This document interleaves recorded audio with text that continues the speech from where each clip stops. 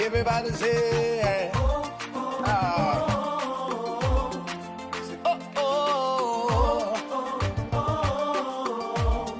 say, how can I express my gratitude for all the many things you've done for me? Words are not enough to say thank you.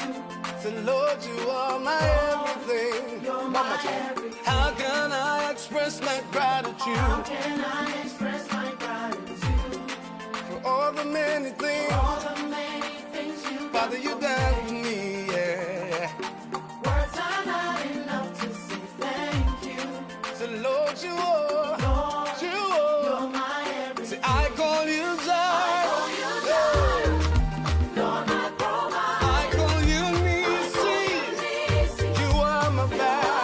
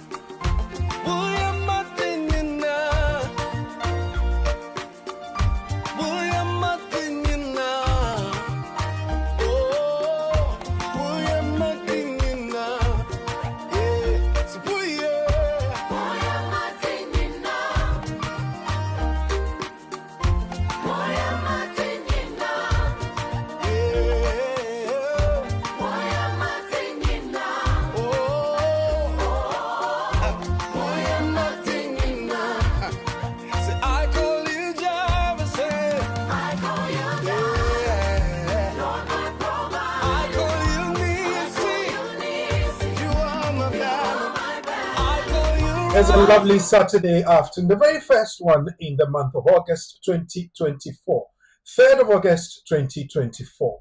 Your right to buy your council home is in focus this afternoon on the Community and the Law, brought to you by BWF Solicitors on BWTV Live next.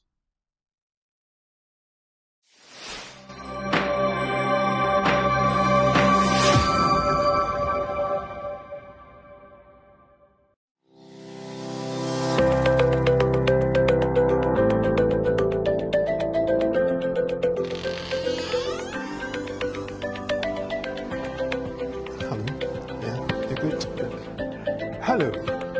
There are several questions in the community when it comes to the law, especially with immigration matters.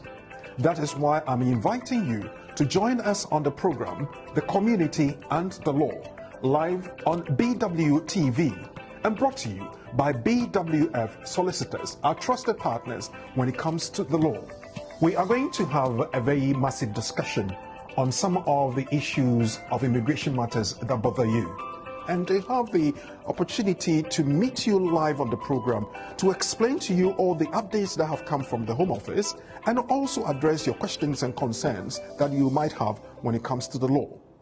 The Community and the Law is brought to you every Saturday between 4 p.m. and 6 p.m. UK time. We're live on all social media platforms, YouTube, Facebook, and LinkedIn, at BWF Solicitors, at BWTV, and of course, we urge you to share the program and invite others to join us. Remember, it's at 4 p.m. to 6 p.m. every Saturday, live on BWTV. You have your questions.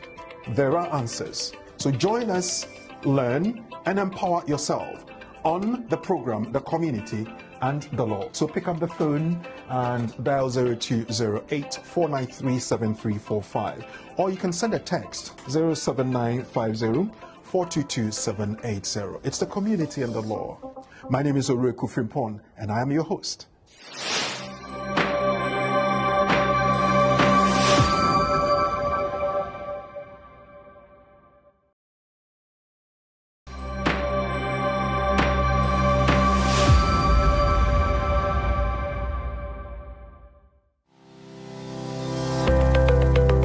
Based in London, we are a dynamic award-winning firm specialising in a range of legal services.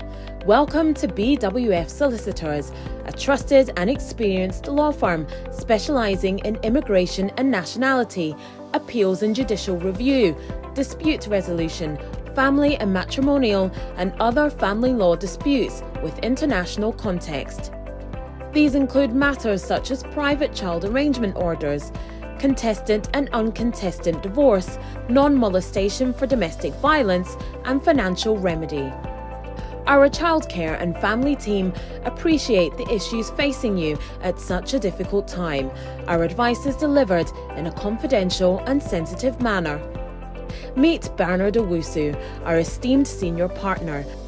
With over 32 years of experience and known for his expertise and dedication to serving our clients and the community. BWF Solicitors stands for integrity, respect, excellence, teamwork, diversity, inclusion, and service to the community. We provide tailored assistance specific to your case.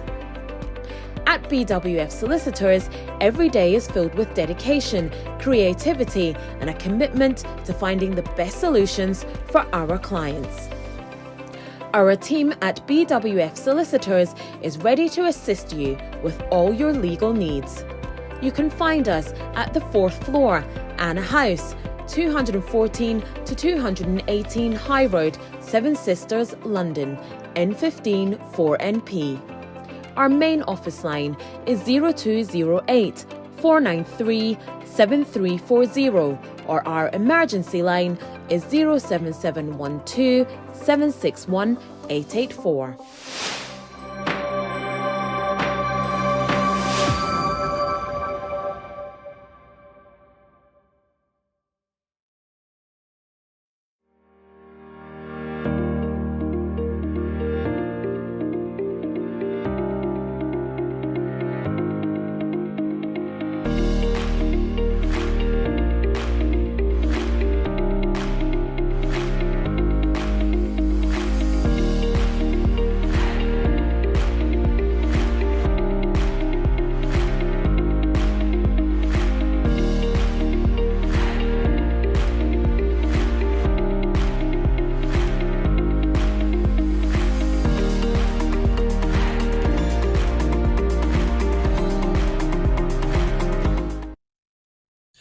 In recent years, the government's right to buy scheme has really grown, and it means that so many number of people are able to buy the council flats or houses they live in, and the government has also introduced a huge discount for those who are eligible to buy. But who can take advantage of this? Is it you? Is it me? Who else? Do you know somebody who has the advantage of that? Just join me as we discuss this on the program, The Community and the Law. And with that, I say, welcome to another edition of The Community and the Law, brought to you by BWF Solicitors. That happens every Saturday afternoon between 4 and 6 p.m. UK time. My name is Oreku Owusu-Frimpong. We're live on BWTV and BWF Solicitors social media platforms, YouTube and Facebook, and all the other platforms you can think of. Those of you who have just joined us, I want to welcome you and say thank you for joining us, and thank you for sticking around. If you stuck around from the beginning to this point, it means that you have real interest and you are ready to learn and add to your body of knowledge. So stay with us as we go for the next 2 hours to do this together. Now, this afternoon, as I've already said, we're bringing you this courtesy of BWF Solicitors, and we have the privilege and the honor of having the senior partner of BWF Solicitors, Mr. Bernard Owusu, Uncle Ben, we call him, to be a resource person and a guest this afternoon. He has something up his sleeves, and I believe that you would want to take advantage of that. So first of all, let's do a hearty welcome to Mr. Bernard Owusu, senior partner, BWF Solicitors, a benefactor. Uncle Ben. Well, Good afternoon to you. Thank you so very much. It's golden in the sky, but we are blue. I know. I hope the family is doing well. By God's grace, we're doing absolutely fine. and I'm sure yours is doing well. Yeah, I'm doing so very well. I often say that I don't take this for granted because on a Saturday afternoon, especially when summer's here and everybody doing their own thing, having barbecues in their gardens and all that, you have time to come in here to enrich the knowledge of the community. So on behalf of everybody, I want to say thank you very much for coming. It's always a pleasure to serve the community. Right, thank you. So those of you out there, if you just joined us, I would want you to go to the comment section below and announce your presence, and also like the page, share with your colleagues, your friends and family, and let them know that we're live on BWTV to bring you BWF Solicitors, Community and the Law. Now this afternoon, we have some honors to do. In the month of July 2024, we had our employees working so very tirelessly well, making sure that everything you bring to BWF Solicitors becomes a success. An employee of the month of July 2024 is our dear and our very own Abigail Apiajan, our supporting staff. Those of you who come to the office, you often meet her at the front desk. The smile is so infectious, and the whole members of staff have decided that she be honored with the Employee of the Month July 2024. So Abigail, congratulations. Keep doing what you're doing. BWF Solicitors is proud of you. Thank you so very much. And those of you out there, yes, I know you'll give her a round of applause for doing so very well to be so on top of everything and everybody in the month of July 2024. We're going on, and others will come up as well. Now, if you would want to have the benefit of all the topics we discuss and the issues that come up, Mr. Bernard Osu does video recordings of various pertinent topics that will go to the benefit of the community. Now, this is spread out on the various social media platforms, Facebook, YouTube, and also on the website www.bwfsolicitors.com. Now, this topic was handled a few weeks back, how to bring your overseas domestic worker to the UK. It was done in Chi, a Ghanaian language, but we have the English version, which I'm promoting this afternoon, and I want you to go watch it. Download it, keep it on your phone, and take your time to listen, because there are steps and strategies in there that will help you to be able to bring your overseas domestic worker to the UK to come with you. We have dealt with this topic, and this is something for your library as well. Instead of going on the gossip and dishing people here and there on social media, stick to this. It will help you. How to bring your how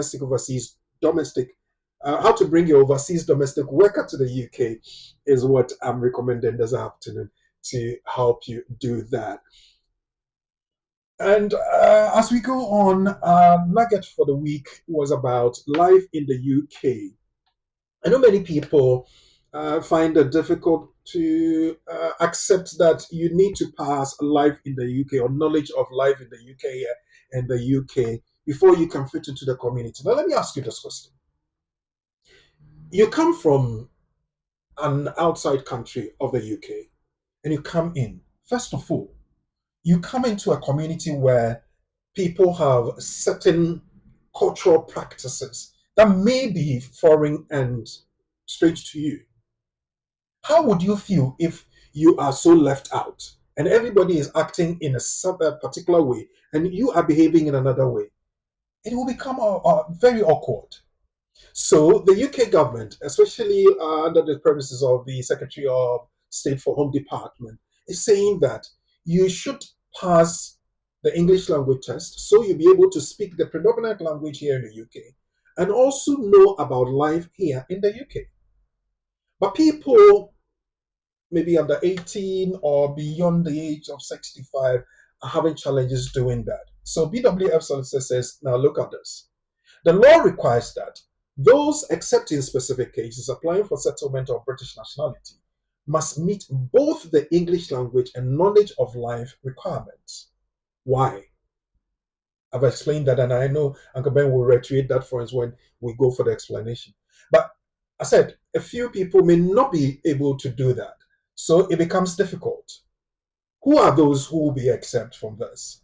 Those aged under 18 or 65 or older on the date of the application are exempt from the knowledge of life in the UK. So significantly, In every situation where there may be waivers here or there, it may not fall for everybody, but it may fall for some people. Who are those?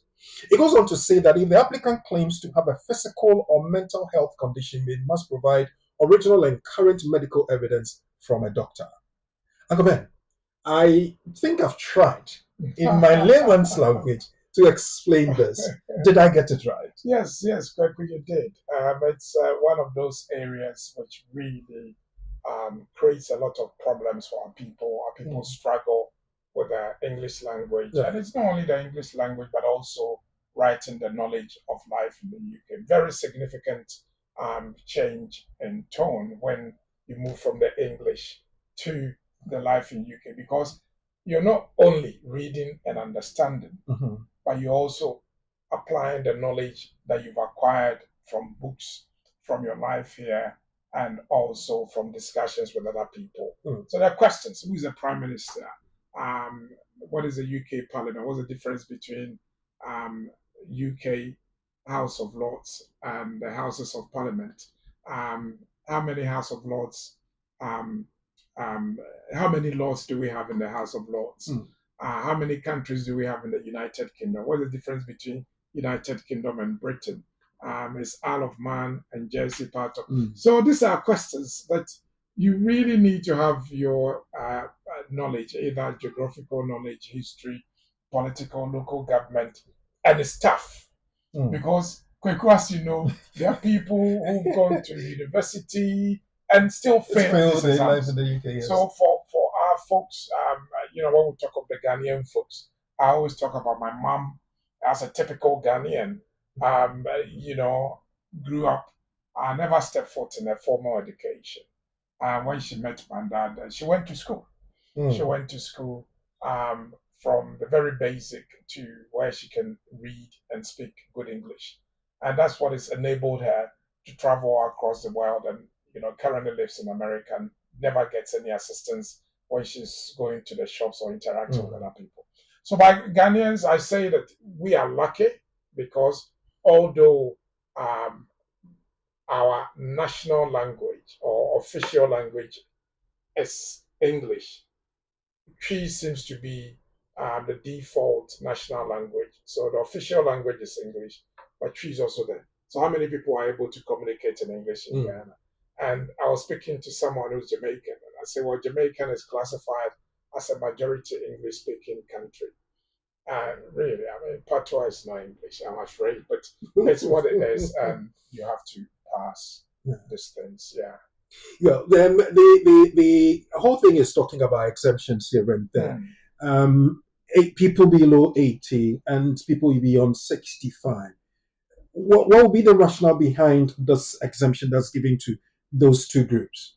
Well, by law, if you take certain aspects of our legal system, anybody who's below 18 is a child. Okay, although you can marry from the age of 16 with your parents' consent, you are a child. So that's one. People who are above 65, they're deemed to be people who should not be bothered with some of these things. They're reasonably old. And that's why they've given them the exemption, the automatic exemption. Okay. So up to 18 and above 65. There are other exemptions which you have to ask for. Okay. And that's the focus of the nugget. It's just to tell people that you don't have to suffer in silence. And if you have issues, we discussed this, I think, on Thursday. That was our major topic. There are so many aspects that people are not aware of. And we like to bring it to light and discuss it in the local language so that they can understand and apply. Right. So there's a video which I've done. I wish I can share, but it's still being worked on. I'm sure it will come either Monday or Tuesday, both in English and in Twi for the language. So that's, that will come. Yeah. So it will come in the social media space within the week. So watch out for it. If you haven't visited the BWF Solicitors website, make sure you do www.bwfsolicitors.com, or you go to YouTube, Facebook, BWF Solicitors, and you have a chance of getting all these materials free of charge. I keep saying, and I will say again today, that instead of going on social media and quote unquote wasting your time there, give yourself some knowledge and know what it is. Now, our nugget this afternoon is saying that even though the law requires that applying for settlement or British nationality, you must meet both English language and knowledge of life requirements. There are two categories of people, those under 18 and those 65 and older, are exempt from this. But if significantly you want that discretion to be given to you, maybe you have a mental health issue, a physical condition that would not be able to, would not allow you or even get you the opportunity to do that, let doctors and medical evidence be what will state your case for you. This one is based on a case, Ali and BB versus Secretary of State for Home Department, 2015 case, UK Supreme Court, case number 68, on discretion, published by the Home Office Staff Guidance in July 2024. So something quite fresh from the stove. So keep that in your pocket. Watch out for the video, and then you can enrich your knowledge on that. So those of you who have joined us, thank you very much. Let me acknowledge a few of them before we go into our main discussion this afternoon. Asima Evelyn, you say, hey, hi, thank you for coming. Tilly Juma, hello, lovely family. Everybody's being called to come on board. When you come in there, announce your presence and also share the page as well. And I would want people to subscribe. Now, the numbers who are subscribing is going down. I'm not happy about that. Do me that good favor. Let the algorithm look good and subscribe to the page as well. Good evening, everyone. Rama Nana Sewa says so. The next one here says, Denise Johnson, watching from South London. Hey, the South London Massive, as our people will say. Lovely to have you on board, Denise. We have Anita Ajapoma Japon. Good afternoon to you as well. You are saying good afternoon to everyone. Next, we have on board Ika Hair. Ika Hair, love you too. Thank you so very much. Tilly Duma is calling Nana Sapon to come on board. Nana Sapon, if you are here, please let's see you announce your presence. Please kindly share, comment, and like. Thank you. Thumbs up to you, Tilly, as well. Yes, as Tilly is on, let me just remind everyone that we collating the people who share the more, who would contribute the more, who comment the more, and those who will also be on the show a lot more. So at the end of the year, the senior partners reward would go to the person who has done it. Well, I've shown you a few of the statistics. At the end of August, I'll be showing you the statistics for the period as well. We'll take a quick break, and when we come back, are you living in a council flat and you're interested in buying that? How much is your rent? Would your rent be enough to pay for your deposit? We will be looking at, obviously, who qualifies to live in a council house and who qualifies to buy the council house that they are living in. Right on the Community and the Law, brought to you by BWF Solicitors and is live.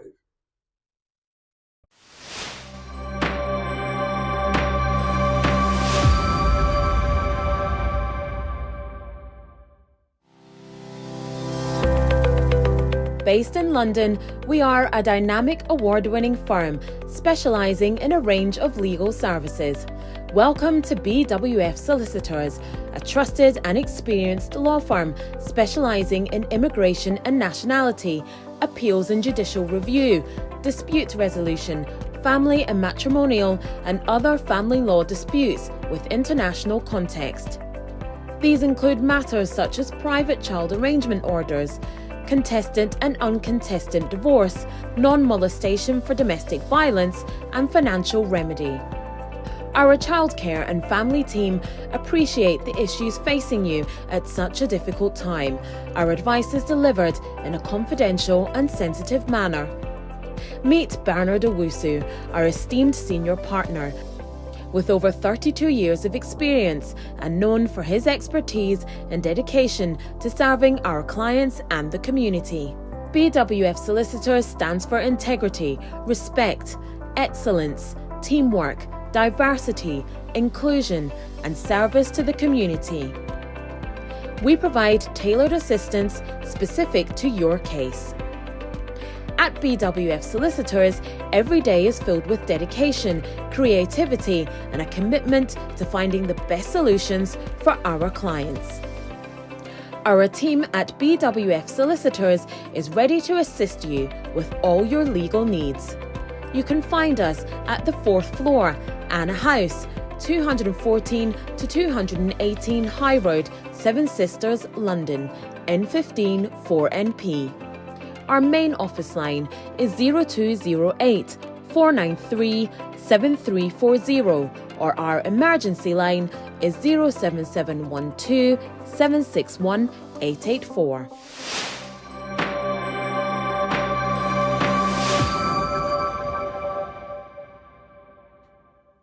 Welcome back, and thank you for sticking around. Now, one of our regular viewers in Italy is celebrating her birthday this afternoon. Nana Kusia Sumwa, you call yourself God is Good.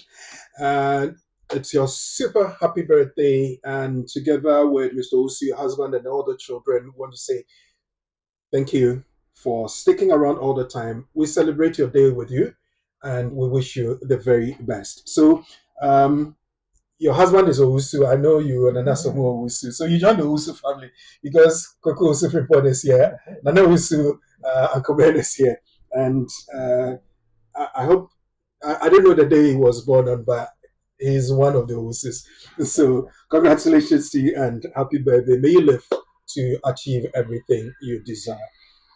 Council home, council flat, council house. What is that? Who qualifies to live in a property like that? And then we'll extend it to where can you buy something that you rent from the government?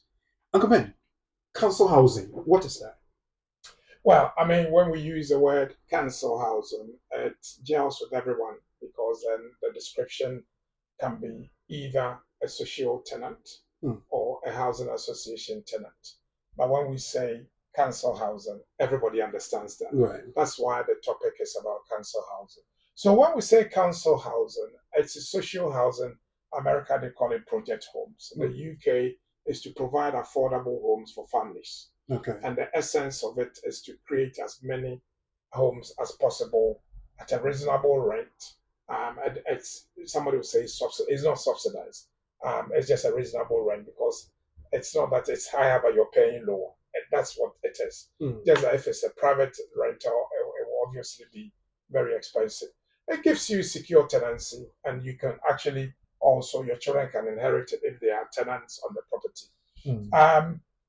Most often than not, in London, the cheapest properties will be council accommodation. But we take a typical Islington property, let's say 2-bedroom flat. You'll be looking at rent of about £2,500. If it was in the private hands? Private, yes. Okay.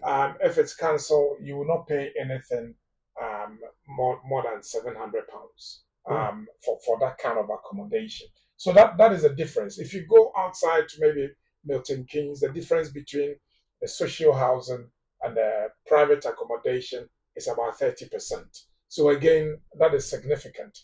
If you go further to Manchester area, Birmingham, the difference in the rent is about between 25 and 40. So again, that is significant. And we know that mostly it's parents who can't afford the private rental space. And therefore, the government scheme, in addition with the private sector, but also private sector that we call the housing associations, help to ameliorate some of the difficulties that families have in renting in various places. Yeah. Now, those who cannot afford, affordability in itself is a relative concept. If somebody works, but their outgoings kind of outweigh whatever is coming in, and rent becomes a difficult thing for them, can they go to government or to the local authority to say that this is my condition? Can I get something from your end? Yeah, well, we know to get on the social housing, there are certain criteria that you need to meet. One is homelessness or potential homelessness. the other one is affordability has never been a reason. So if you say, well, I've got a home, but I can't afford it, so I want a council flat, you're not homeless. Okay. So those are the criteria. There might be other things, which is if somebody's got a medical condition, and then although they may have a home, they have to leave that home to be housed by the local authority. Usually will be a physical condition, a mental health condition, and you see people living with their parents, but because of their medical condition, the social worker is recommended that they have to be given social housing, and they are almost always given a social housing, and you have that as well. So to say that I can't afford it itself is not one of the criteria. Okay. But by and large, people who apply for council accommodation, it's affordability. It's because it's far cheaper. It's far cheaper, especially in this area of London. You're talking about Haringey, Islington, even if you're going down into Lambeth, Greenwich area, your houses are pretty expensive. And council accommodation helps families to settle, or else they might have to move out. I mean, there are people who are not buying in London or Kent. They're actually moving to the Birmingham area, Milton Keynes, even Luton and Milton Keynes have become a bit expensive because the commute to work or into London is not that bad. It's about an hour or so, but people are still going further and further. So, Kweku, it's just to make sure that there's cohesion. There's a social housing policy that was introduced by the Labour government, and it's always been there to make sure that the lowest of the low has protection when it comes to accommodation. So, can anybody apply and put in a case? Obviously, there will be a criteria on the application form as to who may be given priority, but can anybody at all get up and say, I'm trying to get something? Because the cheaper for everybody, the better for all of us, isn't it? Yeah, you mean the council accommodation? Yes. Well, nothing stops you from applying. As to whether you qualify, every council will have their own criteria. A recent case that I dealt with, a mother and her 3 daughters, they were writing exams and they've been evicted from their home. The council was willing to accommodate them temporarily in a hotel. In the long term, the council said, Mr. Usu, we understand everything you've said, but it's so expensive, so your clients will be sent outside London. Now, then you have to make a choice, whether that's where you want to go. And what they told me is that because the girl was setting her GCSE, they were not going to disrupt them.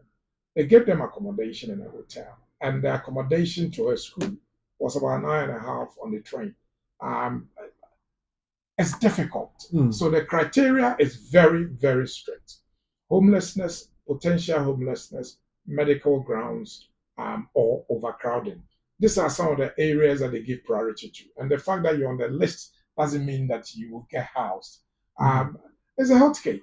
It's a hot cake.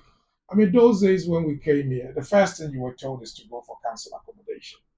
That is what everybody was told. And there were stories in the news of the world, the Sun and other newspapers, that people were intentionally getting pregnant to get on the council house ladder. Right. But you see, people are on there because they cannot afford the private sector, not because they just want the council accommodation is reasonably priced. And if somebody's working and earning £2,000, it's a lot of money. Your take home if it's 2,000, it means that a year your salary is over 30,000 or thereabout. Your rent is about 1,800. Council tax, the 200 will not pay the council tax. How do you eat? How do you travel? How do you groom yourself? How do you give your child money? So council accommodation, you will not pay 1,800. You're very likely to pay under £1,000 for some of the areas. The chunk of the money is there. You can buy food for your children. You can support yourself. If you're earning 30,000 a year, you're not going to get welfare benefits. Very unlikely. Very, very unlikely. So you're going to struggle, and that's why council accommodation has been a very important aspect of the United Kingdom life. Today, everything we'll talk about is centered around England because Scotland and Wales and Northern Ireland have their own policies. Our focus today is England. So are you living in council accommodation? We're talking about you. The advantage of it is that it helps you make ends meet, and obviously if it is that everything you earn is going to accommodation, then of course you would be much worse off, I should say. So government scheme is helping you do that. But when you get into the council accommodation, what do you do? How do you sustain that? When your situation improves, is it going to be a situation where government is going to ask you to go out of it, get into the private sector, so somebody else will benefit from that, or what? Or can you make it your own so you live in there forever? That is the question. Again, when somebody is giving a council accommodation, how long is it for? Oh, it's for life. Okay. Yeah, so it's a secure tenancy. If you don't breach any of the rules, you are there for life. And as I said, in certain instances, you can actually pass it on, because if you've got a spouse, a child, or a disabled relative, by relative, I mean somebody who's dependent on you, and you pass, in those instances, yes, they can acquire the property. So it's quite significant. And when we take London, I mean, most of us have lived in London before, although now we live just outside London. The areas like Islington, which we'll look at in a moment, areas like Battersea. I mean, when I started practicing South London and Balham, Battersea, you could get a council accommodation easily. Now, you will not get it. And those people who had a council accommodation and were able to buy, they're sitting on a lot of money. And that is why we always say that it's for the government to make sure that when they sell, they replenish and build more houses, because they sell to get more money to build the houses. And I know most people like to stay in London, but getting council accommodation in London, no, it's like it's pretty difficult. It's like digging gold, I guess. It's pretty difficult. Yeah. Yeah. Okay, so once you get in there, and if you don't breach any of the rules, as you said, you can live in it forever. I'm living in it forever. I'm paying rent forever. Touch wood, anything happens and I'm not able to pass it on, then I've lost something I have lived in to build equity in, to build a value in. So can I buy it? Oh, yes. And make it my own forever? Yes. So the focus today, as you know, with us BWF, we share knowledge and information, and this is purely to educate our people. Now, first of all, purchasing a house or a property is one of the most significant decisions that anybody can take. So you don't take it lightly. Bear in mind that when you're buying a house, you must have the money. You must have the resource. You must then realize that because you own the place, repairs falls on you. If it's an apartment, there will be service charge. There may be ground rent. Service charge on council accommodation sometimes can be so expensive, because if you're not lucky and you fall within the period that you're doing general renovation, it can go as much as about 20,000, 30,000 per apartment. So you must be mindful of that. You must also qualify for a mortgage, unless, of course, you're buying cash. And I will show you how to buy cash, not using your own money, but even money from friends and family. That's allowed. If you want to pay cash, you still get your discount. The other thing that you also need to worry about is that you'll be paying stamp duty. Okay, so above a certain threshold, there will be stamp duty to pay. If it's your first home, the stamp duty is slightly less. If it's not, and it's very likely to be your first home, because if not, you will not have had a council accommodation. There are other things that are built into it. So the discount is what entices a lot of people to buy. But it's not only the discount, because although we say that the rent is reasonable compared to the private sector, every money that you're paying is money that you're giving to someone. Whereas if you own the house and you've purchased it, every money that you put in it, you're reducing the debts that you owe the bank, and therefore, in the not too distant future, let's say 20 years, 25 years, it would you become will yours. own it. But who doesn't want free money? No, And this is free money because from the first day you bought it, you've got a large equity in it. And this is over 100,000 equity.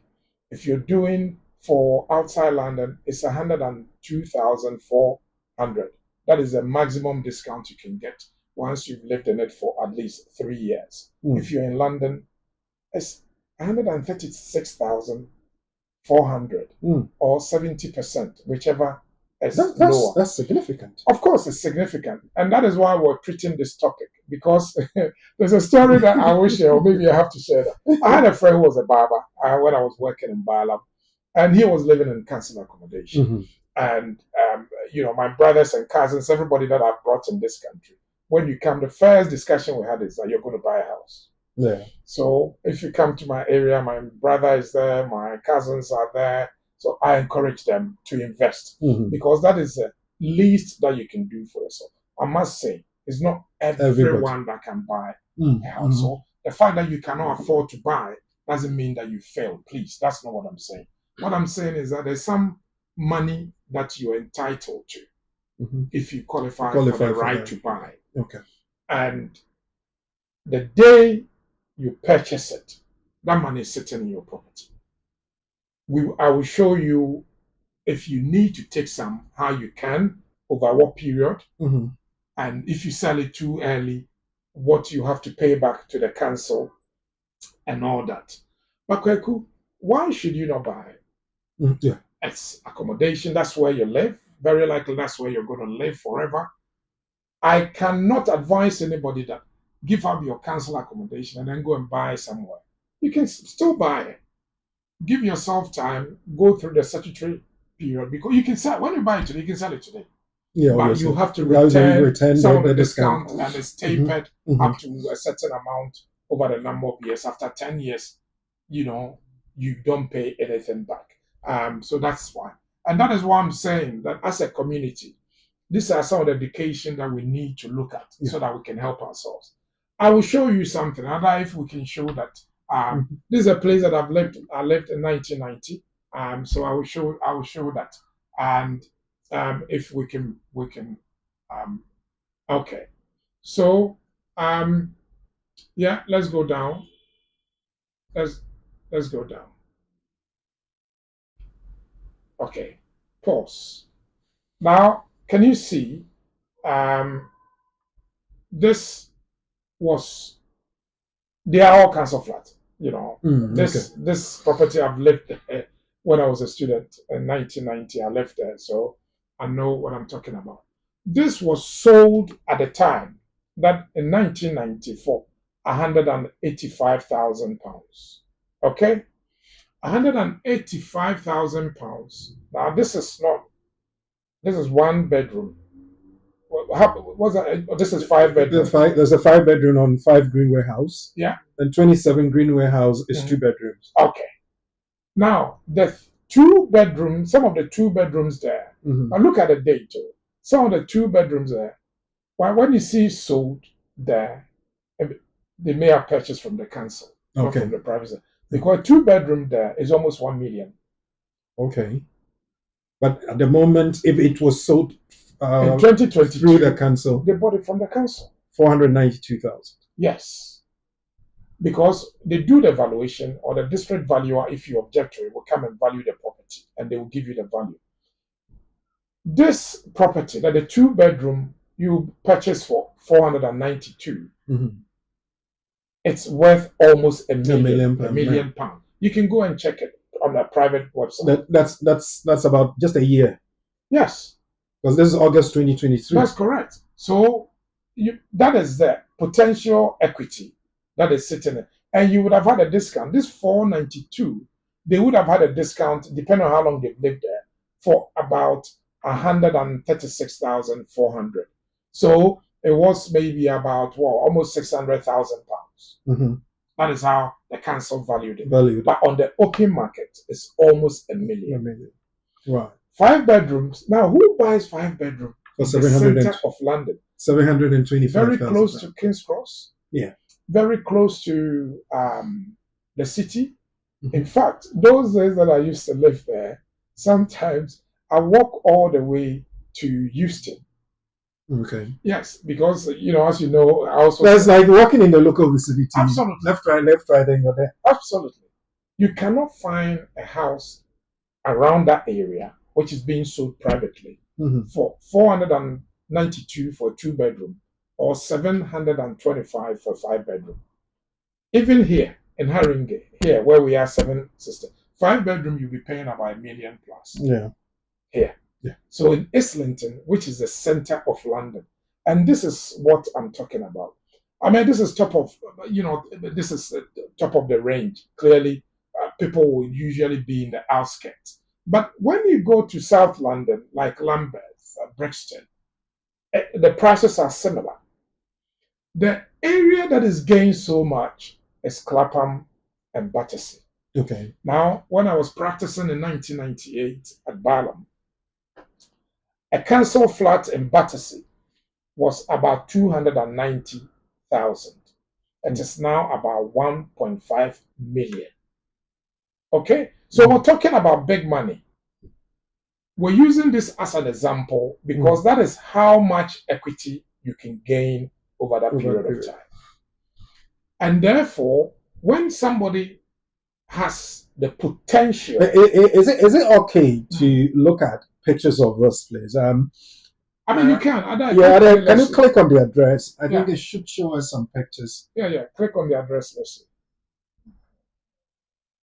I'm not sure. Okay, there's pictures. Yeah, but it's blurred. Is it? You have to sign in. Okay, you're using Zoopla. Oh, that's why. Use Yeah. Okay, we'll find another one for you to use. No way. I just wanted people to have an idea as to the nature of a building and the area that Uncle Ben is talking about. So, let's see. Yeah, we'll get there. But the whole concept is when you have been given the chance to live in a council property, you have a discount. Those of you living in Greater London, you have a discount of up to about £136,000 on the property at the time it was valued. Now, the example that we're having, that 2-bedroom flat, £476,000 valued in 2023 August. Obviously, if that discount was applied to it, then we're going to almost £600,000, where you would have had a discount, obviously. If you would have lived in that property for over 10 years, for instance, and you would have paid your mortgage up to that point, you could sell it home and make a lot of money out of that what we call the equity. That could help you recoup some money to do something else, probably get onto your second home or thereabout. Uncle Ben is an expert in property, so when he talks about something, you know what he's talking about. So take advantage of the opportunities there are. Okay, so flat 27, Finsbury, yes. So we have a picture like this on there. Which one is that? This is the 2-bedroom. The 2-bedroom. So go to the very first picture. It shows you the outside of the building. This is the flat that's owned by the council that Uncle Ben was talking about. So this flat in October 2014 was listed. And now, if we're going by what we saw earlier on, this flat is worth £476,000. And we believe that if a person bought it from the council, then the discount would have been applied on it. Now, flat 27 Greenway House, Finsbury Street, same street that Uncle Ben was talking about, 2-bedroom flat, was £492,000 on the 10th of August 2023 on a leasehold. In 10 years, or 10 years earlier, 3rd of October, well, it's not than 10 years, 2014, 2023, it's about 9 years, £499,950. Obviously, the discount and all the other bits have been applied to that. But if you go into the private sector, this flat, as Uncle Ben has mentioned, even if we going by the conservative amount of 130,000 pounds that has been added to that, so that's 620,000 pounds at the moment. And if you were to sell it later on privately, over £1 million. So take advantage of that, and as Uncle Ben is explaining, how do you do that? How do you buy such things? How do you buy such properties, Uncle Ben? Well, quite cool. So the first thing that we should all be aware of is that you need to qualify. Okay. The qualification arises from the very first time you occupy, but it doesn't mean that you get a discount. Okay. So either you can take it off. So once you're in a council accommodation, you can find out, you can go online. Every council will have a portal. There's a universal portal, but councils like you to complete the forms on their own portal. Yeah. And the right to buy portal for every council will have the documents, the questionnaire that you complete. You complete the application form. It goes to the council. The council has about 8 weeks, up to 12 weeks for the apartment. For houses, it's about 8 weeks. 4 weeks to 8 weeks to make a decision. Okay. So the decision they make is, yes, you qualify for right to buy, because it's not every council accommodation that you can buy. Yes. Some are restricted because of certain requirements. Once they send that to you, they will, within the notice, will tell you how much discount you get. And the discount, you can get up to 70% of the value of the property, or the maximum amount of 102,400 if you're outside London, or 136,400 if you are in London. So when we say London, what is London? London is anywhere, it's called London. Okay. So all the boroughs in London, London borough of this, London borough of that, London, you will know that it's London. If you're not in London, your postcode will tell you you're not in London. Okay. So that is one. Once that it is determined that you've got the right to buy, they also will give you the value of the property. Okay. Then the value of the property, you will have 56 days to put in your offer and say, okay, I'm interested. And then they give you time to complete. The people who can buy are the tenant's spouse. So if I'm a tenant in a council accommodation and I have a spouse with me, a spouse can be a married partner or a civil partner. The spouse can also join me to buy. Okay. Or my relatives or family. And the family are your children, your grandparents, your half siblings, your full siblings. So I remember sometime when we were discussing, I think it was the EUSS time when we were looking at the family. Yeah. We're looking at the vertical and the horizontal. Yes. In this case, it could be either horizontal or vertical. The only people who will not be classified as family are your cousins and your uncles, your cousins, nieces, and uncles. Okay. Anybody outside that can join you in buying this. Okay. They obviously, you have to show you live there, because you're the tenant. You can show that. They also have to show that they live there with you. Okay. And once they've shown that, the council will then go on and start a process. You will decide whether you're buying it with cash or you're going for a mortgage. And then you start a process. Okay. You get a broker who will find a mortgage. They will come and do the valuation. If the value is lower than what the council has offered, you've got a right of appeal within 56 days to appeal to the district valuation officer. Okay. So you need to get the right value so you can qualify for the amount of discount that you need to. Well, the discount will be dependent on whether you've lived there for 3 years or more. Okay. So when you've lived there for 3 years, if it's a house, you get 33% discount. If it's an apartment, you get 50% discount. If it's a house, every additional year after 5 years, you get 1% discount. Okay. Up to a maximum of 70%. 70%. Or 102,400 or 136,400, whichever is smaller. Oh, okay. whichever is smaller. Okay. Because if this property is 750 and you're going to get 70% discount, how much is that? That is a lot of money. So, yes, the discount is pegged.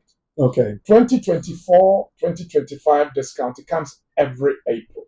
2024, 2025 discount is 102,400 for properties outside London and 136,400 for properties in London. That is the maximum discount you get. Okay. But your discount will be dependent on how long, not how long you've lived in that property, how long you've been a social tenant. Okay. So if you lived in Lambeth for 2 years, you moved to Islington, you lived there for 2 years. You went to Manchester, you lived there for 5 years, and then you move somewhere else, and they will accumulate it because it's called preserved right. Your preserved right is once you become a social tenant, your right to buy an entitlement to discount is counted across the country, everywhere. Okay. And then the discount fits in. For argument's sake, let's say the house is worth 200,000. 1-bedroom house may be somewhere outside London, 200,000. And then your discount, as I said, starts from 35% for a house and 50% for an apartment. Yeah. For an apartment, after the 5 years, you get 2% discount for every additional year. House is 1%. Apartment is 2%. Why is that stark different between an apartment and a house? Well, Kweku, apartment, there's a lot of work. Even when you're doing conveyancing, when you're buying a house, if it's a freehold, you pay less in conveyancing cost than if it's a leasehold. Because leasehold comes with a, as the name suggests, it's lease. You're leasing the property. So you pay ground rent and you pay service charge. Okay. So these are things that they factor in. There's something called floor ceiling. The floor ceiling is the amount of money that the council is pumping to develop the place. They can also recoup that. So you have to be mindful. If the council has spent money there, you have to know that it will increase the value of the property. If you've spent money on your council accommodation and therefore the value has increased, the council should not benefit from that value. So if your house would have been, let's say, 200,000, but because it's a house, you put in a you put in a conservatory. Yeah. Or you've done something, you've changed the tiles, you've changed the toilet, you've done the bathroom, you put an ensuite there. As to whether you can do that to a council accommodation, I'm not sure. But let's say you've developed it, you put money in there to increase the value by, let's say, 5,000 or 10,000. That money is yours, it's not for the council. So when you're doing the discounting, the valuation of the property, that has to be factored in as well. Okay. Once you've gone your offer, you're interested, you've got a mortgage or you're a cash buyer, and we will discuss a cash buyer, the fact that you can ask friends to support you to do, and eventually when you pass the statutory period, you will be able to give them their money. But when you're buying it in your name. They cannot join to buy. Okay. Once you've done that, you've got your mortgage, you buy it minus the discount. You pay, and from that day onwards, the property has become yours. Right. So, there is a Kanakan saying, I will translate it literally for you. When you see something so beautiful by the roadside, it's worth money.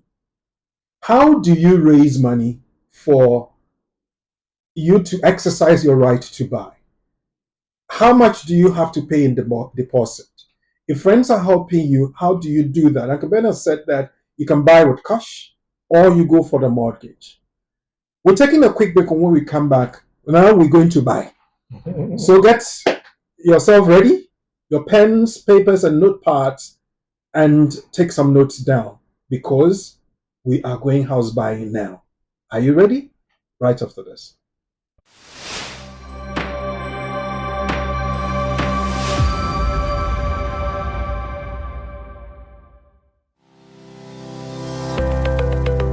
Based in London, we are a dynamic award-winning firm specialising in a range of legal services.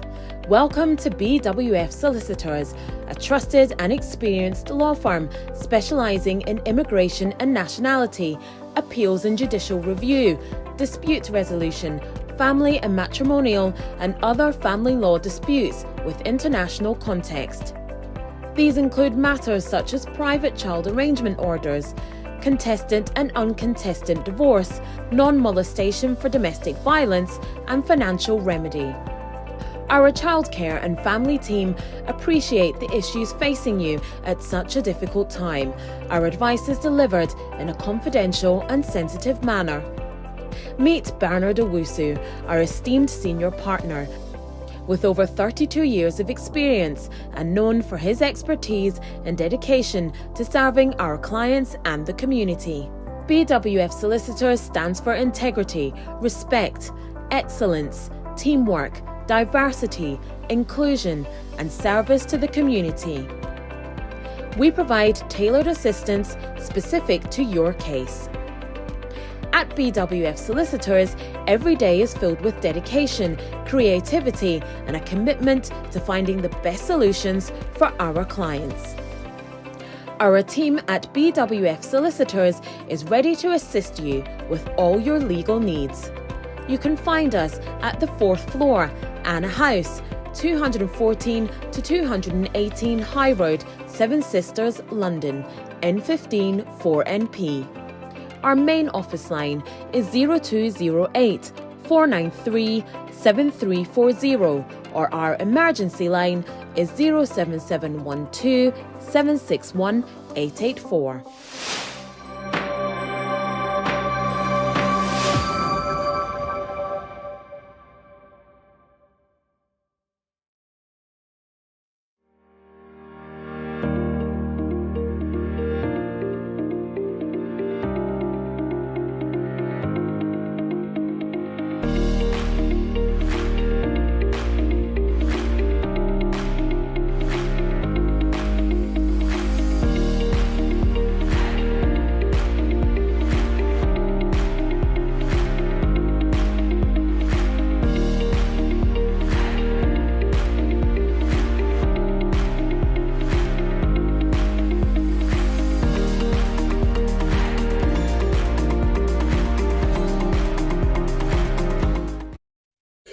Welcome back and thank you for sticking around. I know that you would want to put in your questions and your concerns. Keep them in the comment section below, or you can send them via text to 07399208468. 07399208468. You can do that by text or WhatsApp or voice note as well, and we will pick that one up for Akben to deal with. This afternoon, we're looking at how to exercise your right to buy your council housing. And we looked at the criteria, we looked at what kind of and what amount of discount you are qualified for. And as Akabena said, whether you live in London, outside of London, anywhere in the UK, you have a certain amount of discount. Now, when you would have exercised your right to buy, every year after a certain qualifying period, there is an amount of discount you can also enjoy up to a certain level. I'll be asking you the question. That's why I'm saying the certain level. So yeah, make sure you get them right. Now we are going to get into the real act of buying the council home that you live in. How much do you need to start with? If you go in the mortgage way, what is required of you? If you're going the private way where you get people to lend you money, what is required of you? So let's do this. And I want to say again that we want to say thank you to BWF Solicitors for supporting the program, the community, and the law every Saturday afternoon. Uncle Ben, the senior partner of BWF Solicitors, is a resource person and guest this afternoon. Uncle Ben, we are ready to buy. Yes, so as I said, the process is that and I will share the link. You complete the forms, the RTB forms, and that's there. and you complete it, and that's it. It's only 7 steps, and as you can see, there are very basic questions that they ask you. You've done that. Once you've done that, they will bring you a confirmation whether you qualify. Once they've confirmed that, they will have 8 weeks to bring you something called a Section 125 notice, which is what will have the discount, the description of the property, and everything. You will then put in your offer. You go to the bank manager. Now, the process is that if you're a mortgage purchaser or you're buying on a loan, you need to get a broker. I always deal with broker. All my kids, we have a broker who works for all of us, and I even introduced him to some of our clients. He will look at the products available for your circumstance. Not everybody can get a mortgage. There's adverse credit, there's affordability. Adverse credit is somebody who has an impaired credit. Either they owe money, they haven't paid their credit cards, whatever. So there's adverse credit. There's also, as I said, affordability test. You know that the credit crunch started with some of these issues where people were buying houses that they couldn't afford. So the bank will always do the calculation. If you go online, you can do your own calculation. Once you know the value of the property, you can put in your income and it will tell you how much you can borrow. Or you can put in the cost of the property and it will tell you how much you need to borrow. Now, I can see already online people are asking, so people from Ghana can help you to buy? Yes. The council is not interested in how you're buying it or who you're buying. What the council is interested in is that Mr. Usu was selling this house to you or this apartment. It's 250,000. Because you've lived here for a long time, we'll give you a discount. It's in London. It's a 1-bedroom or even a bed sit. We'll give you a discount of 136,500. Please bring us the rest of our money, and then they will wait. Whether you dig gold, whatever you do, they are not interested. Right. The only thing is that it's just you who will have his name on the property, on the deed.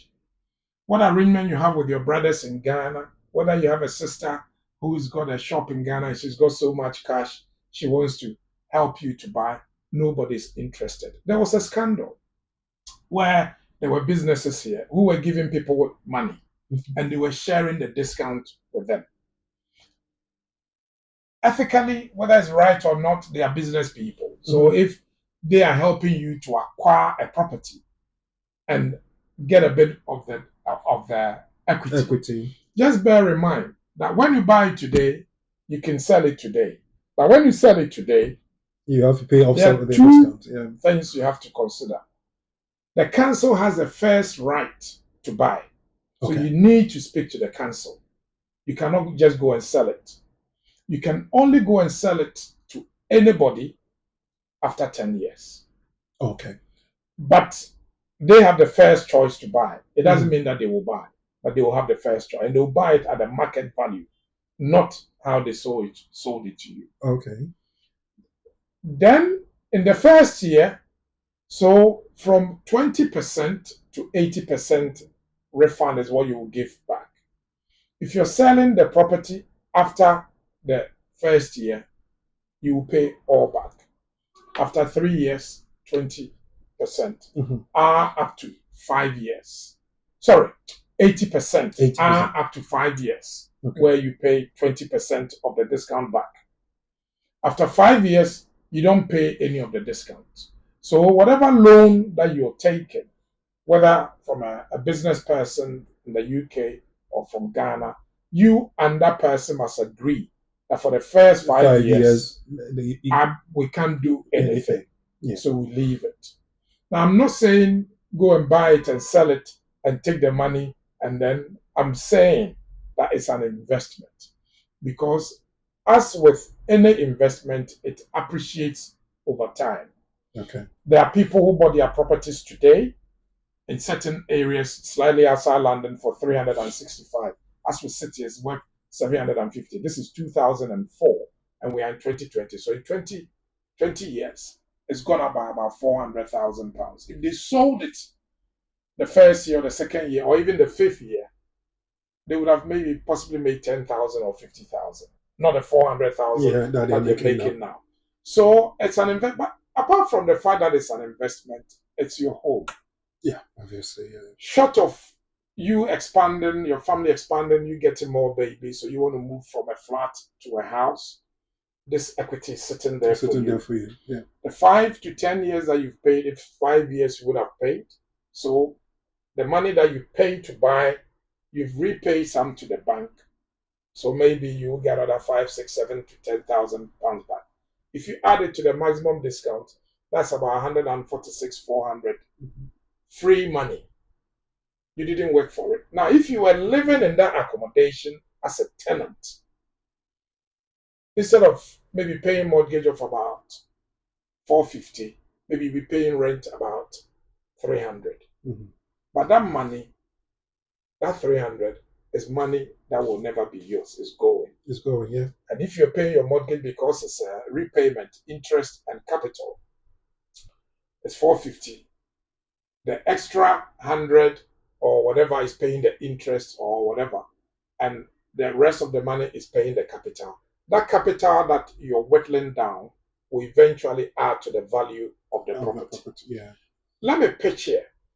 The reason why we're doing this is to encourage people. I've always said that anybody that is coming into my life, anybody, whether as a friend or a neighbor, or my siblings, my cousins, my influence is to encourage you to do well for yourself. Not all of us can do some of them, but there are very basic things that you can do. We all have aspirations, and that is why we left our country to come. That effort alone is an aspiration. So if you're here and you've got this fantastic opportunity to earn some money, and you could pay cash. If somebody's got £500,000 cash sitting in Ghana and you're buying at Greenaway House, and he can give you that money to buy, in a few years when you sell, I'm not saying go and sell, I'm saying when you sell, you can repay the money back. They can get a bit of the money on, and you can get a substantial, or the discount then becomes yours. Kweku, the process is very, very simple. It's extremely simple, and almost everyone that occupies a council accommodation for 5 years or more will get a discount. Almost everyone. Some might be as little as 15,000, but it's a discount. It is a discount, obviously. Some might be the full whack, which is in London, it's 136, 400 is going to go up next year because every April goes up. It's free money for you. It's free money. The detail, or the devil is in the detail. I'm asking, how do I know I qualify to buy? You have to ask them. So and what would they base my qualification on? Apart from how, it's not every council accommodation that you can buy that is sold. Because some council accommodation will be or have parts that are for old people. Okay. Some are defective accommodation and they're going to repair. Some are subject to demolition. Some are also are given to people because of their employment, like the trade unionists. The big trade unionists, the accommodation comes with social housing. Okay. It comes with social housing. That is why our Deputy Prime Minister had a council accommodation, which she exercised the right to buy, and she bought because she was a trade unionist. Okay. All the big trade unionists here have houses in London, most of them in Islington. Potentially 1 million council accommodation. But when you look at, we saw the block of flats. Yeah. I mean, those days when I used to live there, sometimes the door doesn't even work. The lift, the lift didn't work. But that is the value that you can get. And that accommodation, the one that says 5 bedroom, the block of apartments, the maximum you can get is 3 bedroom. There's somebody there. There are houses there. So they have terrace houses. but they were part of the council accommodation. And I know somebody, I don't want to mention it, he's lived there for 45 years. In the same accommodation for 45 years. That's where he had all his children. He's got great-grandchildren as we speak. He's now, when I came to this country, I think it was in his 60s. I think that man is, he's almost about 90 years or even more. The point I'm making is that we all have aspiration. There are benefits for people, especially if you're council accommodation. There's money sitting there that the government can give you. And sometimes they do this to take that stock off them. But bear in mind that when you're sitting there, the council, if there's ground rent to pay, you're not paying. You're not paying. If there's maintenance, you're not paying. If there's a lift to be serviced, you're not paying. Yeah. So the council is paying all that. So when you come to say, I'm taking... They're happy to give it to you because you take that burden off them. Absolutely. Yeah. Absolutely. Well, take that burden upon yourself and get yourself a good property, which you'll appreciate very soon, and then you will enjoy the benefit of that. Well, if you have any question, you can send it to us via text and WhatsApp 07399208468, 07399208468. Or you can call in and speak to Uncle Ben, ask any question concerning and relating to buying your council home or any other legal question that you want to put to Uncle Ben. He's so ready to answer you. The number is 0208 493 7345. 0208 493-7345. But I just want to remind you that if you want to enjoy the benefit of the services of BWF Solicitors, they work Monday to Friday between 9:30 in the morning and 6 p.m. in the evening. They are on the 4th floor of the Anna House, 214 to 218 Tottenham High Road, Seven Sisters, North London. Call them, book an appointment, come visit them, 0208 493 7340. Or you can call and text on the emergency number 077 127 61884. 077 127 61884. Daniela has been following the discussion and she comes up with another question. My question is, what are those living in housing association properties? I know it's right to acquire, but from what time? Can one start to apply after a year of living there, or it ought to be after 3 years? Are the housing associations allowing tenants to buy their properties these days? Yes. So housing associations are also part of the right to buy. Okay. And there's a scheme. So whether it's right to acquire or right to buy, it's the same thing. You are acquiring or buying that stock that belongs to a social landlord. You as a tenant, you're buying it. The discount. So the right to buy can start anytime if you qualify. Okay. You can start anytime. We're talking about the discount. So there are two things that we're talking about. We're talking about the right to buy. Okay. And then the discount. Right to buy, once you've lived there for 1 year, you can always check if you're living in a housing association, go on their portal, see whether there's a form there. If there's not a form, there's one that we shared. You can use that. Send the application to them. The discount starts from the 3rd year. Okay. You get a maximum of 70%, but it starts from 35 for a house and 50% for a council flat. After 5 years, every single year, if it's a house, it gives you 1% in addition to the 35. 35, okay. If it's a council apartment, it gives you after every 1 year, you get 2% on top of the 50 that you had for apartment. So how many 2% do you need to reach 70%, which is the maximum you can get? So you have 50 already. So you have another 25. 10 years. 10 years. Yes. So you can see that to get a maximum, you're looking at 15 years. Okay. I intentionally asked that question. So when you put in your mind, that is for council accommodation. For the houses, how many years addition would you have to add to get a 35, to get a maximum. The maximum. So this one gives you 1%. 1%. And it's you need 35% more to 35%. So how many years? So 35 years. 35 years. Yeah. You see the difference?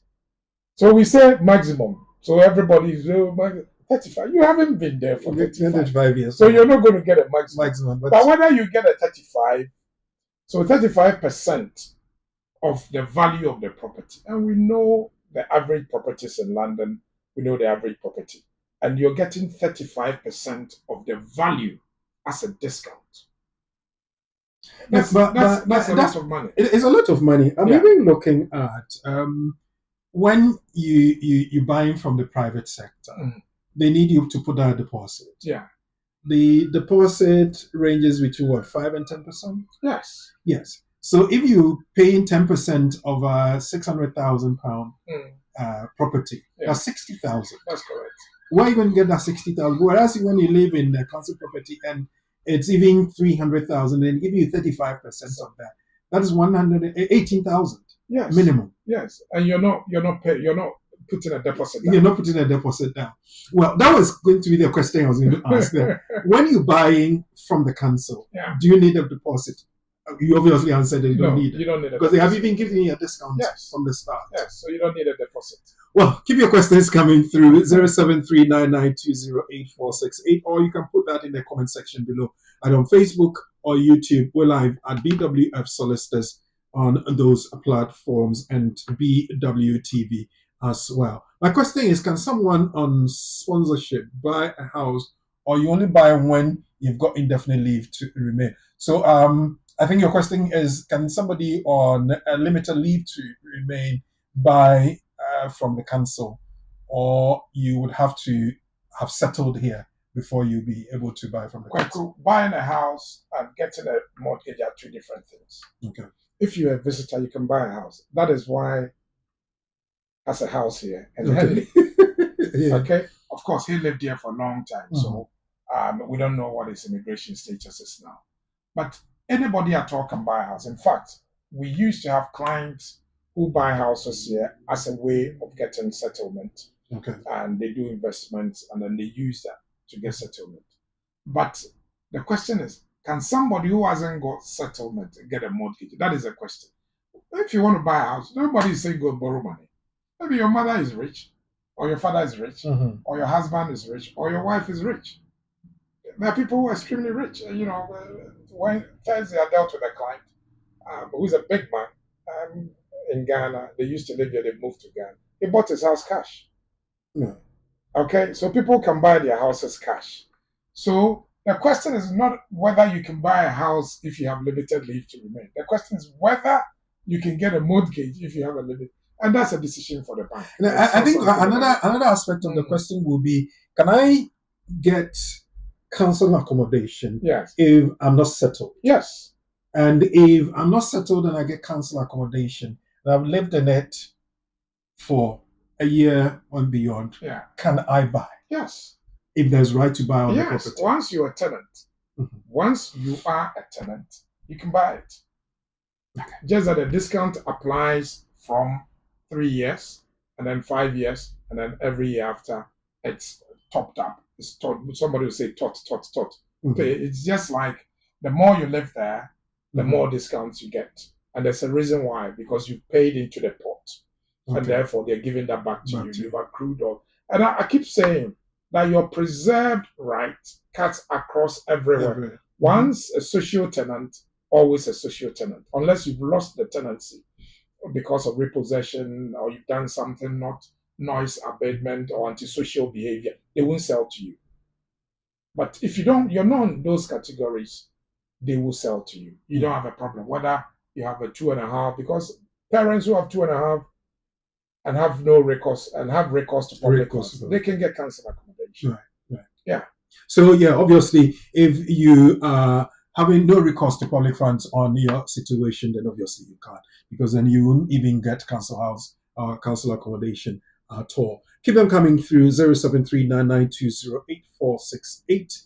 I've got one here as a voice note, and for the benefit of viewers and listeners. Let's listen to this one.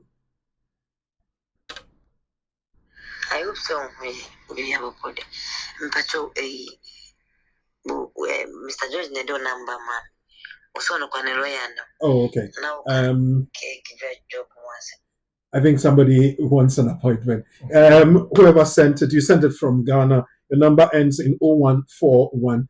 Please call the office number 0208 493 7340 or text 077 127 61884. I think somebody has recommended that you spoke to BWF Solicitors. Uncle Ben is ready to listen to you. So just get your concern in. Now let's go onto the platform and see if we can pick up any other comments or questions. I'm a EU national with settled status. My children under 21 years have also settled status. Can I apply for a British passport for my children? If so, what form should I use? Well, I mean, you haven't given us much. All we know is that you're EU national, you've got settled status. Your children are under 21. If they are above 18, how long have they lived here? Were they born here? Very unlikely, as you're asking these questions. Because if they were born here, then, depending on when you had your settlement, they can always register.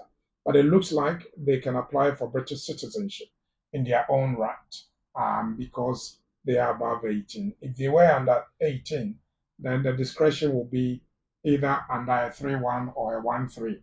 3-1 or 1-3 will be dependent on the discretion of the Secretary of State.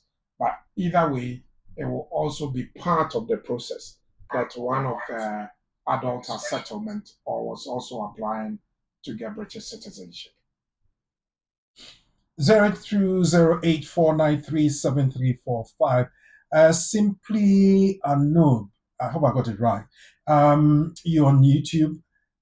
Please, is it right to acquire from housing association the same as right to buy, and is the process the same? Yes, the process is the same. The right to acquire, it starts from the 3rd year of your tenancy, and the property should have been built after 1997. Those are the differences with that. Okay. Yeah. Well, keep them coming through. Uncle Ben is here to answer your questions. I know you have plenty of them. You can send it via text or come on our social media platforms, Facebook and YouTube, BWF Solicitors or BWTV. Someone said one doesn't need to write live in the UK before getting indefinite. How true is it? Because I know you have to write that. Anita, Uncle Ben. Well, I'm sure she's talking about exceptions. Okay. So we've encouraged people to know the law. Today, I shared one video and somebody in our community said, that is why I see the Arabs, when they're coming to UK, they have a lot of maids following them and their children. I said, yes, because they've got good legal advice. So not everybody has to write. If you have a physical condition that prevents you from preparing for the exams, or a physical condition that prevents you from writing the exams, you can put in an exemption application. If you have a mental health issue or a psychological issue, it could be anything like stress, it could be anxiety, it could be panic attacks, all this. And I say this not because I'm just saying it, we do it. This year alone, those people on the threshold of panic attacks and anxiety, we've got 3 of them. We are in August. We've got 3 of them. There's one, even the thought of putting in an application to the Home Office renders her disabled. And she's got a social worker who helps her. There are people who cannot even go out on their own into the streets and they need support. There are people, they could study, as you know, they will study and prepare for exams. But when they go to the exams room, they say, I've gone blank. All those instances are evidence of psychological or mental health issue. I'm sorry to cut you short. The nugget, I don't know if we could bring that back, because there was a point that said that you would need, if the applicant claims to have a physical or mental health condition, they must provide original and current medical evidence from a doctor. Panic attacks can happen anywhere. Yeah. So how do I prove that? So all the clients that we did for, we got a letter from the GP For nationality, you need to complete a pro forma. But I prefer to add a letter to it and explain. So they know them better. And if a GP tells you that, yeah, my client has this psychological or mental health issue, and in my opinion, that prevents her or him from preparing or writing the exams. Even physical disability that prevents you from moving around. It says preparing or going to write. So if there's a physical ability, there's a physical disability that prevents you from going out of your house to write the exams, you can apply. And those between the ages of 60 and 64. If you can prove that by the time I do all this preparation, I'm already 65, and you can prove to the government, and this you have to do by getting an English teacher to certify that I have taught this man for this duration, and the way the progress we've made, he's not going to pass the exams even when you give him another 2 years. He's going to be 65 in 2 years. So in my view, even if he prepares, he will not pass the exams by the time he turns 65. The Home Office will give you an exemption. There are other exemptions for people who've lived here lawfully for 15 years, and they cannot write a B1. A teacher can certify that he's taught you for 70 hours in a year or whatever, and you can put in an application for exemption. You only do the A2, not the B1. Okay. So I think I would advise that if you don't know, ask. Obviously, when you don't ask questions, you don't get answers. So if you are in doubt, I would ask you to consult BWF Solicitors. The numbers are on the screen: 0208 493 7340. If you're outside of the UK and especially in Ghana, 00233 5558 5558 95959, and the emergency 0044 77127 61884. We take one quick message and say thank you to BWF Solicitors, and we'll be right back. Keep your questions and your comments coming through.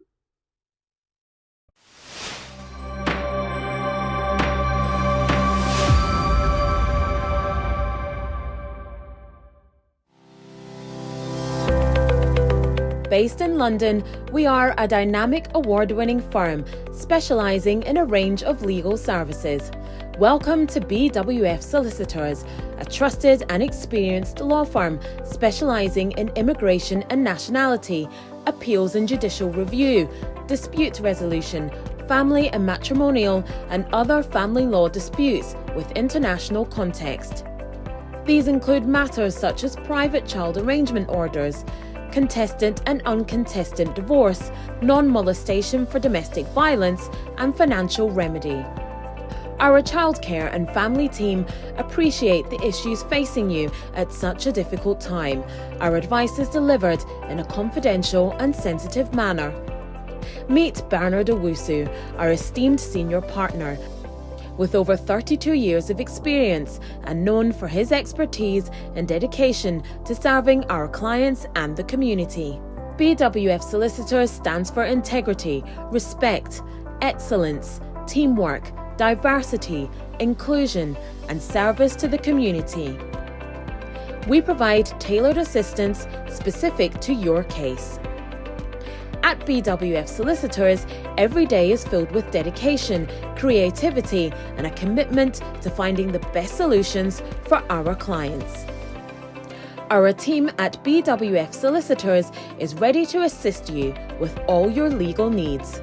You can find us at the 4th floor, Anna House, 214 to 218 High Road, Seven Sisters, London, N15 4NP. Our main office line is 0208 493 7340, or our emergency line is 07712 761 884.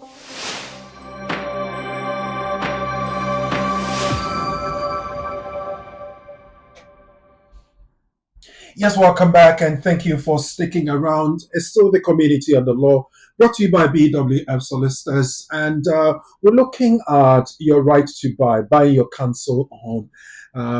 We have had a good lesson, and I believe that all the questions you have would come handy, and we get Uncle Ben, the senior partner of BWF Solicitors, to help us answer that. Obukubatim Priscilla says, like, can a dependent on a skilled working visa apply for retention of visa if their COS is revoked?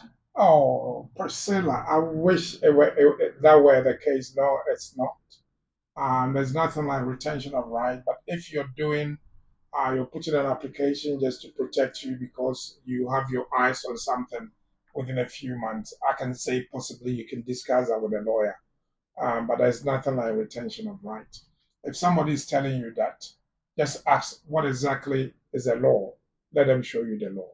Okay. In addition to this one, earlier in the week, somebody showed me a video where there's this young man doing a stint on TikTok saying that there is a law that says that if your COS has even expired or it has been revoked, put in an application and all that.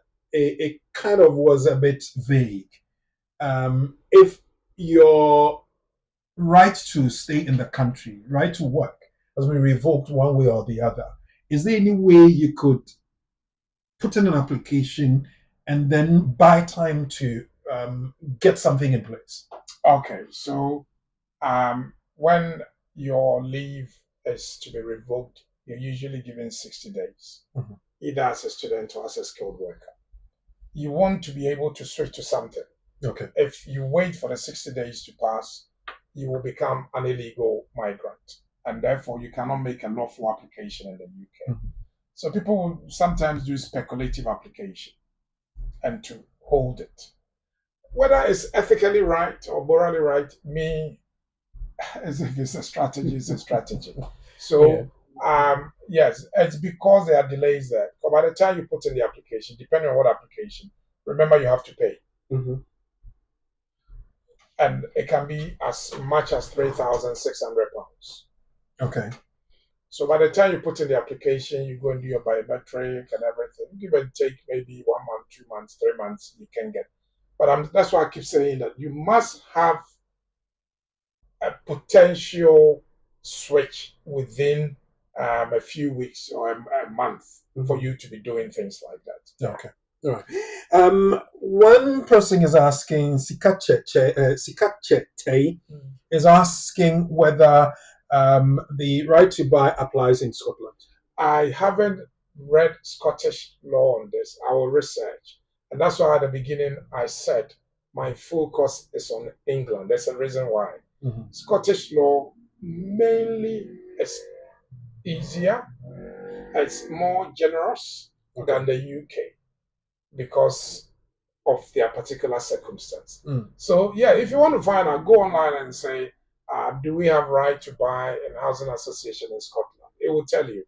I mean, these days AI does so many things. It will get information from so many sources and give you a summary. Okay. Yeah. Then another thing I want to find out is, if, for instance, I live in Manchester and I had social housing in Manchester, my circumstances changed. So I've moved to London, for instance, to work in there. But I did not relinquish my social housing in Manchester. Would I still maintain my right to buy it, even though I'm not living there and I've moved for work purposes to another place? Well, the example you gave is you haven't given up your council accommodation. Even if you gave it up, let's say you lived there for 5 years, you gave it up. Or you lived there for 5 years, you moved to London, private accommodation, and then apply for council accommodation, you moved them. That's why I said it's called preserved right. So once you've accumulated it, it's never extinguished unless you are evicted. Okay. For non-payment of rent and all the social ills. So once you've preserved it, you can always tot up, add it to whatever you've accumulated in any borough or metropolitan area. Okay. Yeah, keep them coming through. I remember we gave you the nugget earlier on. I'll be posing my question later on and be testing your knowledge on how well you have followed us and how well you have learned, and when you are faced with any scenario, whether you'll be able to use their knowledge and experience to answer that. So let's pick a question, ponder over it, and I'll come back in a few minutes to look at that. Mina Ba Araba, a 46-year-old Ghanaian, is applying for British citizenship after 20 years on indefinite leave to remain. She tells you that she has recently been diagnosed as clinically blind and partially deaf in one ear.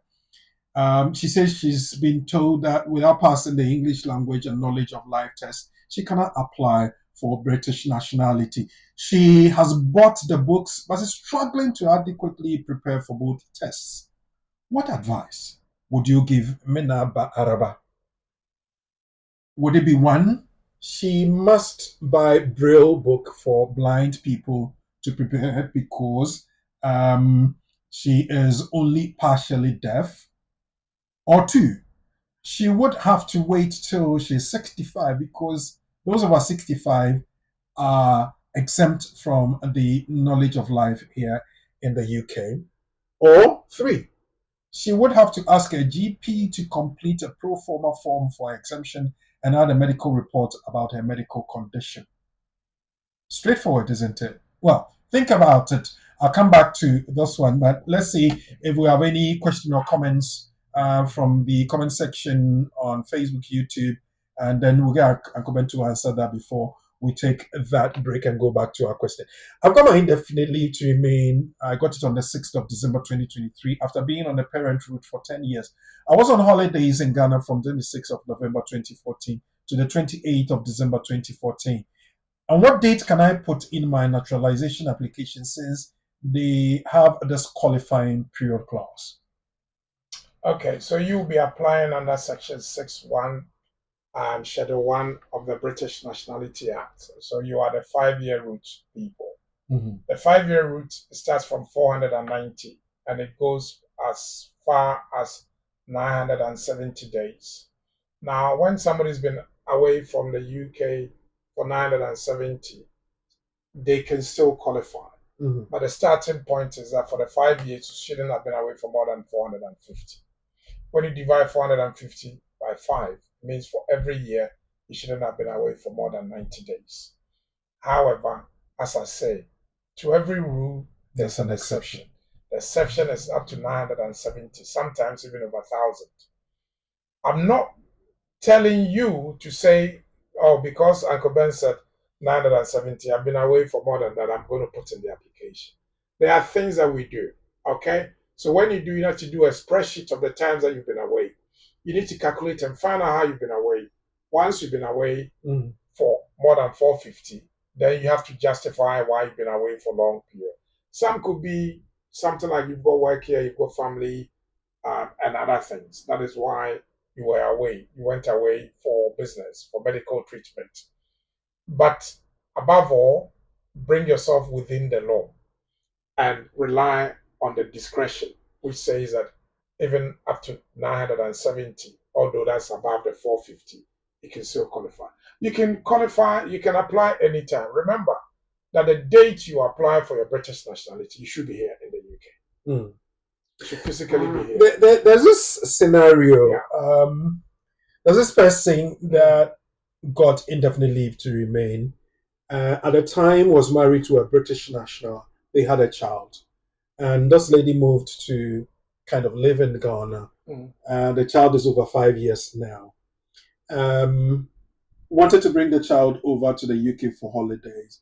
Got to the airport through transit in Istanbul and was not allowed to enter the country and had to go back to Ghana with this British child.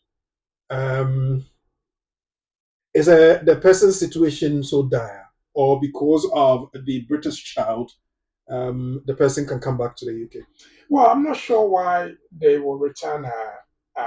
Was it because the child's passport had issues, or they didn't believe that she's the child's parent? Well, it was a story that was told me, so some details. But I understand the child is British, yes. But this lady was not allowed to come in, even though she thinks that she has indefinite leave to remain and could come back to the UK anytime. So if she thinks that she has indefinite leave, she will have to prove it. Mhm. And the way you prove it is usually with a vignette in your passport or a biometric residence card. If she has a vignette in a very old passport, sometimes it can cause problems. My advice is that seek legal advice. I mean, she can call me. I'm happy to speak to her or any of the lawyers at BWF Solicitors. Okay. Well, that's quite generous, and that's the more reason I always ask you to talk to BWF Solicitors, because they are offer to help you here and there. So speak to them.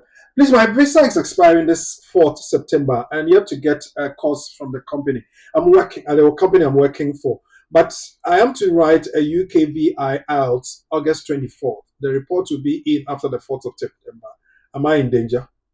Well, if you're working, it's because you're here lawfully. Why are you getting a new COS? And if you're switching from your current company because they've got issues, then again, how come you are switching and writing an English exams? Or maybe you're here as a dependent of someone and you want to switch. Please bring more, because the fact that you're doing IELTS means that you're not the main applicant, or you're here in on the basis of another route. Please fill us in, but don't wait for 4th of September. If there's an application for you to make, please make it and protect your right to remain under Section 3C. Okay. Well, on this note, I will want to let us look at the question again. After that, we take a quick break. We'll come back, look at your answers, and get Uncle Ben to help us answer that.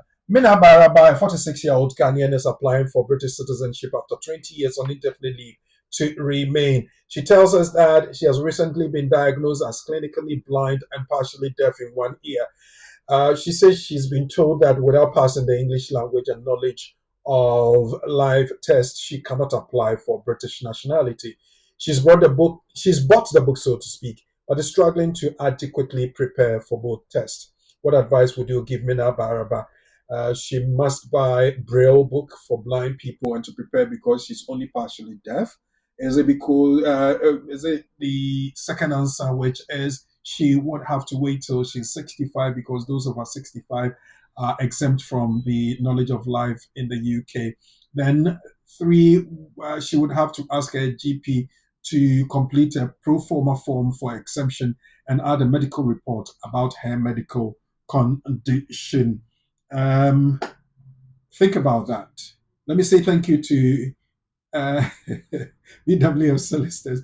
Daniela says, please, Uncle Ben, share with us the tricks of buying with cash, the SUSU forms of buying, and how to explain your broker or the bank your source of cash as evidence. SUSU forms, it's not everybody that understands SUSU. SUSU is that putting some money away with an organization or with a group, and then you go and claim it back after some time, and you do that in shares and terms. Well, I don't know whether, would that be a good source of financing that? Of course. So if friends club together to, it's called cooperative, is to support you to buy, there's nothing wrong. So maybe you need 250,000. You've got maybe 100 friends. Some of them can give you 5,000, some can give you 20,000, some can give you 10,000. Yeah, you put it together.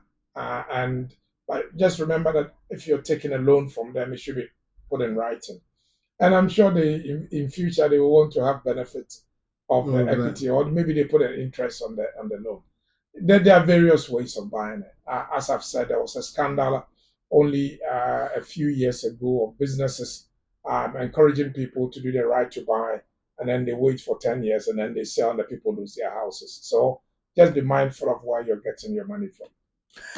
Be mindful of the fact that BWF Solicitors is our right source of legal support, information, and advice.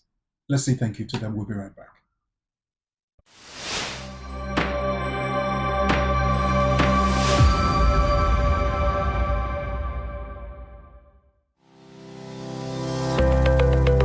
Based in London, we are a dynamic award-winning firm specialising in a range of legal services.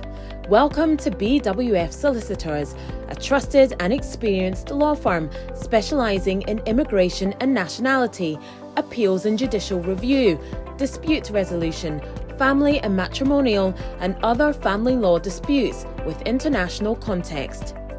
These include matters such as private child arrangement orders, contestant and uncontested divorce, non-molestation for domestic violence, and financial remedy. Our childcare and family team appreciate the issues facing you at such a difficult time. Our advice is delivered in a confidential and sensitive manner. Meet Bernard Owusu, our esteemed senior partner. With over 32 years of experience and known for his expertise and dedication to serving our clients and the community. BWF Solicitors stands for integrity, respect, excellence, teamwork, diversity, inclusion, and service to the community. We provide tailored assistance specific to your case. At BWF Solicitors, every day is filled with dedication, creativity, and a commitment to finding the best solutions for our clients. Our team at BWF Solicitors is ready to assist you with all your legal needs. You can find us at the 4th floor, Anna House, 214 to 218 High Road, Seven Sisters, London, N15 4NP. Our main office line is 0208 493 7340, or our emergency line is 07712 761 884.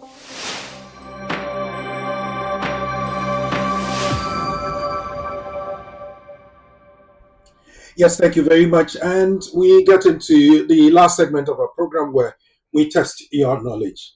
I've asked you the question, what is your answer? Would May Naba Araba have to buy Braille book for blind people to prepare because she's only partially deaf? Will she have to wait till she's 65 because those over 65 are exempt from the knowledge of life in the UK test? Will she have to ask her GP to complete a pro forma form for exemption and add a medical report about her medical condition? Let me see what answers you have. Charles Emery says is number 3. She would have to ask her GP to complete the pro forma form for exemption and add a medical report about her medical condition. Luther Andor says number 3 as well. The next person, Hager Sylvie, number 3. Erabina Obapa Kunedu Yadom, number 3.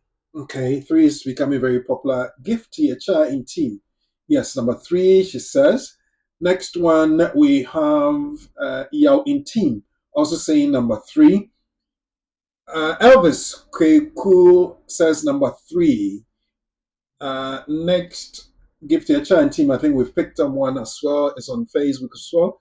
Tilly Duma says number 3 on Facebook. She would have to ask her GP to complete the pro forma form for exemption and add a medical report about her medical condition. Thank you, Tilly.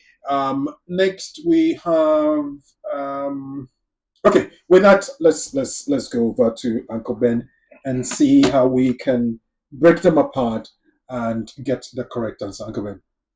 So, I mean, you've looked at a case law, Bibi and Ali, which went to the Supreme Court, and people were saying the English language is clearly against the human rights. The court said, no, it's not against the human right, but Home Office should create an exception for some people and create a discretion. So when you go to Appendix EL, which is English Language 1.1, there are exceptions there, 1.2, there are exceptions there. The other exception will be for somebody who has a physical or mental condition which prevents them from preparing or from writing the exams. The last one we did was for a partially blind person, let me not add a sex. That's why I put this there. So partially blind people, they can walk, they can come here, they can do everything. But we were able to prove to the Home Office that because the person is partially blind, they cannot do the English and the life in UK. The GP completed a pro forma with a cover letter We then did a long cover letter, explained her difficulties, and her application was approved. Okay. So obviously, as Uncle Ben has explained, the answer to this week's Test Your Knowledge is number 3. Appendix KOLL gives the Secretary of State for the Home Department the discretion to exempt those who have physical, mental, and health conditions that prevent them from adequately preparing for the test. A waiver request form should be completed by a medical practitioner. That is the proof form that we're talking about, providing information relating to the individual's conditions, symptoms, prognosis, and reasons why they are unable to learn English and prepare for the life in the UK test. This one is from the Immigration Rules Appendix KOLL Part 3. So those of you who chose number 3, you are winners for this week. Thank you so very much, and watch out for another scenario next week, and that will be dropped in the social media space from Monday when we bring you the nugget. So BWF Solicitors Facebook, YouTube, website, and of course those of you who are in the broadcast distribution group for BWF Solicitors, the nugget and the quiz will be coming. Get your hands on them, try them, and let's see whether you can have them answered. Well, at this time, as I keep saying, and I don't take tradition for granted, so let's have a summary of what we discussed today: the right to buy, buying your council home, with Uncle Ben, the senior partner, a resource person, and guest this afternoon. So the right to buy is, a scheme that has been put in place by legislation that allows social tenants or statutory tenants or people who occupy housing association or council accommodation to buy the accommodation, and in certain regards they will be entitled to a discount of the accommodation. Clearly, it's for people who are looking to invest. That's an opportunity. I've always said that we all came here because of our aspiration to do better than we were doing, and if you're here and there's an opportunity for free money, you must grab it. To qualify, you must show that you'll be able to buy the house either with cash or with a mortgage. Make sure that your credit ability is tops, and that your credit file, if has any adverse credit points against you, have it expunged, challenge it, and make sure that by the time you buy, you can afford whatever mortgage is available. I hope this has helped someone, but above all, if there are any things that you want to ask, any question at all about any area of law, please do not hesitate to contact one of our lawyers, and our numbers are displayed on the screen. Numbers displayed on the screen, I want to read them out as well: 0208 493 7340, or the emergency 077 127 61884. It's been a wonderful experience. We've learned a lot, and you know what? There were things you did not know, but you've got to know now. So on that, I would invite you to join us again same time next week on the same platform: BWF Solicitors YouTube, BWF Solicitors Facebook, BWTV Facebook, YouTube, and all the other social media platforms. And keep spreading the message. Tell people to tell people, your friend to tell a friend, and friend to tell a friend, that BWF Solicitors is our trusted partners when it comes to the law. And they bring us the community and the law every Saturday afternoon between 4 and 6 p.m. I want to say thank you to the senior partner, Uncle Ben, for his time and, of course, the share of knowledge, and to all the lawyers of BWF Solicitors, the support staff, both here in the UK and outside of the UK, especially in Ghana, and to my studio producer, Professor Ade, Sheila Ankra, and Pat Modiodi for their expertise and their admin, and to you out there. I'm so grateful I had your attention for 2 solid hours. Please, as in the account tradition, Proverbs spaces say, it's because we can offer more to the visitor that they come back to us smiling. So I want you to come back, smile with me, and share the knowledge space with me same time next week. My name is Owusu Frimpong. Good evening.